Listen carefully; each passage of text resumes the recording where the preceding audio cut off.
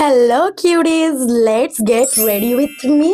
तो आज थिला हम कॉलेज रे फेयरवेल डे, माने आज आमे हम सीनियर्स मानन को फेयरवेल दउथुलु। सेति पे मु आज सुंदर बेंगोली साड़ीटा पिंदी थिली। आ ये देखो पिंदी सरला पड़े साड़ीटा बहुत सुंदर लागुची ना। अच्छा एबे पाली आसी जायछि लिपा पोता हबार। आउ मु प्रथम रु कहि दउछि मते ए सब काम जम्मारु आसेनी, खाली मो मन को सैटिस्फाई करबा पे ए सब जिंस मु लगाई। तो प्रथमे मु सनस्क्रीन सहित फाउंडेशन को मिक्स करके लगेई देथिली। देन मु टिके चूना माने व्हाइटन पाउडर पे मो मुहरे बोली हे जाईथिली। तापर हमर पाली हे जाईतला आखिर टिके मेकअप हबा। तो फर्स्ट मु एठी अप्लाई करथिली हमर आईलाइनर, देन मु लगेइथिली मोर काजल। आ एठी मो आई मेकअप टा पूरा कंप्लीट हे जाईछि। आ एबे पाली हे जाईछि मो फेवरेट पार्ट रो, माने पाली हे जाईछि मो लिपस्टिक लगेइबार। आ लिपस्टिक लगेइबा को मते एत्ते भल लागे ना, मु रात्रि रे भी लगेइकी सोइ पड़े। तो मु एठी गोटे सेट को एज ए लिप लाइनर हिसाब रे यूज करथिली। एंड तापर मु अप्लाई करथिली मो favourite skin colour lipstick. And now my makeup is done. अरे अरे एते सुंदर मेकअप हेली। आ इयरिंग्स ही लगेइबा को भूली जाईथिली, सेति पे फटाफट मु पिंदी देइथिली गोटे मैचिंग इयरिंग्स। आ तापर टिके कैमरा आगे स्टाइल मार देइथिली। आ